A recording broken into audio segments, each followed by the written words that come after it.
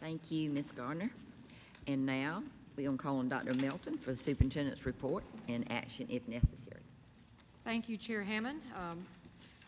I am excited to announce the news that we shared earlier today that our Amy Carter District Teacher of the Year was announced as one of the 5 South Carolina finalists for the state of South Carolina. So congratulations to Ms. Carter, to Chapin High School in the District 5. We had several board members in attendance, Ms. Blackburn-Hines, Ms. Gardner, Mr. Lovelace, Ms. Hammond, and had regrets from the others. They had short notification to be there, but we are so delighted to celebrate Ms. Carter, Chapin High School District 5, and of course the profession, and special thanks to Superintendent Spearman for being here this morning. I think she enjoyed her return to Chapin into District 5 because of her experience here in the classroom herself. I celebrate the e-learning experience we had last Thursday. Inclement weather is something we never want to ask for, but it did give us the opportunity for rehearsal. So for it to be our first ever e-learning day in School District 5, I thank the faculty and staff. I thank the families for the questions they submitted. I thank our teachers and staff for their quick flip. We notified them around 12:30 on Wednesday, and they were prepared. And yet again, our staff exceeded the challenge, and our students were able to practice a day of e-learning last Thursday. I very much appreciate the partnerships that School District 5 has built with the National Weather Service. Dr. Harris, I commend you and our safety officers for your continued work with emergency management, and of course our partnerships with both Lexington and Richland counties. That decision was one that was made in a united effort with the Lexington superintendents in conjunction with Richland County superintendents, and it always is reassuring to see how we come together in a time of potential crisis, and thank goodness our community was spared and all are well, and our buildings were able to accept students on Friday morning. Mr. Cannon, Mr. Beanbo, and the facilities teams for their walkthroughs on Thursday evening to make sure that we were ready for operation on Friday, and always to Ms. Goggins and our communication staff for getting out their messaging to our community. This evening, my first item is our reentry. This, of course, is an update that's become a regular presentation. There is no recommendation this time, but we do have some information for the board. You've seen these 5 guiding principles since last summer. You've seen these phases of reentry. This, of course, is week number 8 of us having 5 days of in-person learning here in School District 5. We started this 5th phase back on February the 1st. You've seen this decision matrix that we've used before, the variety of things that we look through for our decision making and the preparation for the next phase. I'm going to ask our Executive Director of Operations, Mr. Beanbo, to come forward. He and Dr. Harris have been working very hard with our partners for our vaccination plan regarding our COVID vaccination. Mr. Beanbo. Thank you, Dr. Melton, Chair Hammond, board members. I excited to announce about our vaccination that we have planned for Friday. This Friday will be at Dutch Fork High School. We have 1,600 vaccinations. We still have some slots available for people to sign up. We have a waiting list. We'll be sending that out tomorrow for the people who are on the waiting list, so we have everyone a chance to sign up. So hopefully the people in the district that have requested a vaccination will be able to get that on Friday. And then our second day is Friday, April the 16th. So we're working with Lexington Medical Center, and it should be a great event. We've worked hard on planning. Dr. Harris and myself and communications have been working with Lexington Medical Center to share our partnership, and so we're excited about that.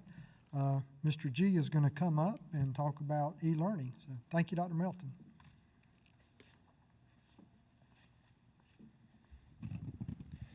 Thank you, Mr. Beadenbow. Yes, the e-learning will take place on March 26th and April 16th. Very similar to what we experienced recently. Last week, we will have asynchronous learning that'll take place, which is independent work where assignments and recorded lessons will be posted to Seesaw for pre-K through 2nd grade or for Google Classroom for grades 3 through 12. So most e-learning days will typically be asynchronous, although we do reserve the right to have a synchronous day depending on the type of e-learning day that we may have. So we want to make sure that our teachers and our staff have the ability to receive their vaccinations that day, so we'll have asynchronous independent learning. Dr. Melton. Thank you, Mr. Giuliano. Mr. Beanbo, thank you for that update. I'd like to give a special shout out to all of our school nurses, They are the instrumental ingredient to this being able to occur in School District 5. And of course, thanks to Dutch Fork High School for their hospitality to host this unique event. Ms. Hammond, for you and the board to hear, our staff has shown an overwhelming interest to participate with this vaccination day, and I continue to receive emails from the staff with appreciation for the board's support to make sure that we offer this here in School District 5, and of course, thank you to Lexington Medical for their partnership and how we have strengthened these partnerships during this unique time of operation. Ms. Hammond, I'll pause in case there's any questions regarding reentry. Any questions? I had one, and this might be, I think that in the Legislature, General Assembly, they're going to have money that is earmarked that makes sure every school has a nurse. Do we already have a nurse in all of our schools? Yes, ma'am, we do. Dr. Harris and School District 5 has been very fortunate to have school nurses. There are some places where we have the flexibility to move nurses around depending on the caseloads that we have. But yes, ma'am, School District 5 has been very fortunate to have school nurses. And for our community to hear, that's been a commitment of this board to make sure that we have the health services on site. And Ms. Hammond, thank you for the opportunity to make sure that our community is aware of that. Thank you. That is what I wanted to make clear, and that's something I think this district's very proud of. Yes, ma'am. Ms. Huddle. I actually had a follow-up question on that, and I don't know where I heard this number, but something around 750 kids per nurse. Is that a rule or a law, or what is it, or did I just hear that somewhere? There are definitely guidelines, and then Okay. there's where do funds follow guidelines. That's important. So School District 5 has done the staffing. Dr. Harris, I'm not sure if either you or Ms. Rawls are prepared to answer that with specifics, but we're not necessarily in complete alignment with that because of the guidelines of that, but it certainly is an attainable goal that we're continuing to work for. Dr. Harris, anything you'd like to add? I don't know if there's much that I can add, just simply confirm what you just shared, that it is based on guideline. And yeah, in many cases, we're a little bit off on that. But again, I applaud the nurses and the work that they continue to do pre-COVID and during our COVID period, so. Well, just a follow-up to that, is that something that we need to look at for the next fiscal year's budget to get to that? Is that especially with COVID and it may not be over? As Ms. Rawls continues to work with drafting, that's directly aligned with my fifth priority of the social, emotional, physical health and well-being of our staff and students. Dr. Harris has been asking for school nurses for a couple of years now, and that's before the COVID experience ever occurred. So, Ms. Huddle, I would forecast for you not to be surprised when you see that request of the administration. Thank you. Next is your second presentation. Yes, ma'am. And this, of course, is the debut of our Chief Finance Officer, Ms. Marty Ross. She's here to present Exhibit E this evening of our monthly financial reports. Ms. Rawls. Madam Chair, member of the board, Dr. Melton, you have in Exhibit E in your packets, there are two reports that I put together to summarize the report that comes out of our financial system. The first report you have shows the revenues that we have received in the general fund as of January 31st. I caution you on this, as you can see towards the bottom, comparing where we were this time last year versus where we are this year.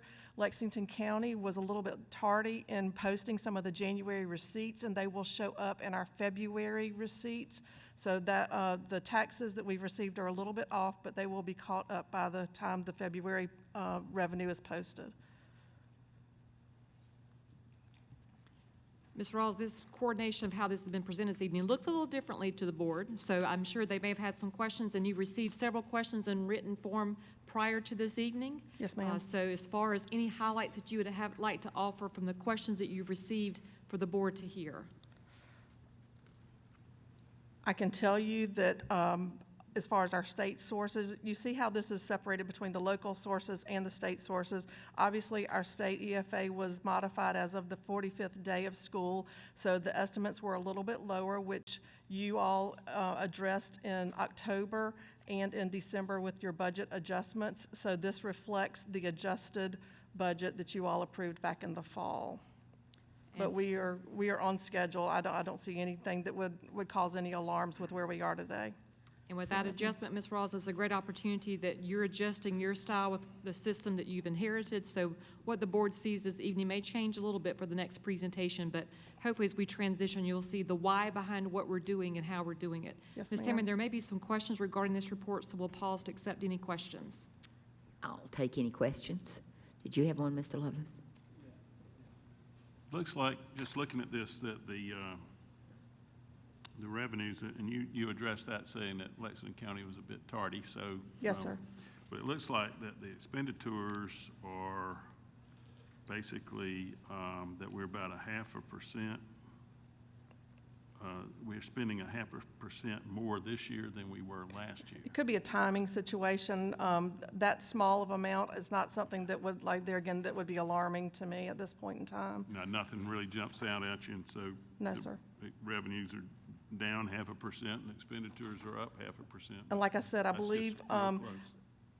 the realization of what I saw in my former district, we received about half of the revenue in January that we should have received. So the collection rates are much higher than even any of us anticipated. We were still running in that 95, 96% collection rates. So I feel very comfortable in where we are. Any other questions? Ms. I Huddle? don't have a question, but I just wanted to applaud Dr. Milton for finding Ms. Rawls. I've asked her a lot of questions, and she's been very timely and thorough and explains things really well, and I just think our district is very lucky to have you. Well, thank you. I'll ditto that. And if you, for me, the summaries give you all a much better presentation than all the detail reports do behind. We are certainly happy to continue to provide the detail, but I think the summaries give you a good snapshot of what information you all would be looking for. Anybody else have a question before we? I do. I asked it, I mean, I don't expect you to know this right off the bat, so, I mean, don't, please don't look at me askance, but last time Franny Heiser, attorney, was in here, and we were talking about there was a difference in tax bills and this is for 2017, 18, and 19. And these are Richland County assessments for capital improvements. There were 52.5 mills for each one of those years. And then Lexington County was 54.8 mills for each one of those years. And I thought that, I mean, maybe I'm wrong in my assumption, but I thought that all of those were supposed to be equal, you know, to each taxpayer in the district.